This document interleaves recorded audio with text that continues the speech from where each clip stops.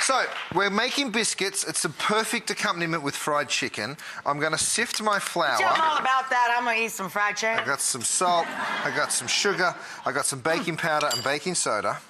And what I'm doing here is I'm just going to sift it. But you can see how I put all that stuff on the top, right? Right. And now I'm sifting. So in my mind, all that stuff's probably still up here on the top. So I double sift. Some people think that's crazy, but I'm telling you, it gives you a really nice, even distribution of your leavening. It really does. Right. All right, so you sift twice, and then you go ahead. The rest is really, really simple.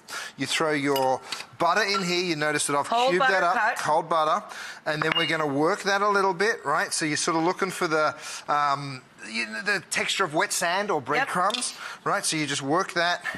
So you cut in your butter with your fingertips. Exactly. So it felt like sand, then you added. You add that, you add a little bit of buttermilk again. You can do this with your hand as well. You work that into a dough. You don't want to overwork it, right? Because of the gluten in the flour. Tight, yeah. Exactly. And then what I do is I let that sort of chill. So you got it on a floured surface and cut them as close together as humanly possible, I would imagine. Right, so you don't waste it. And what you'll see, if you look at the batter, is like little pieces of butter.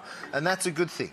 You want to have those little pieces of butter because that's going to react during the cooking and help with the rising. Little buttery snibbly bits. Bubbly bits. Well, anyway, you brush them down with a little more buttermilk. A little butter, you toss that Shall we in the bring oven. the two worlds together? Let's do it. It's, you know, they should just fall apart and be really nice and light. They don't take long at all. You spread it with a little bit of salted butter, like that. Oh, they're gorgeous. Look at that. Isn't that cool? Oh, they're so buttery just on their own, too. Right. A biscuit bliss.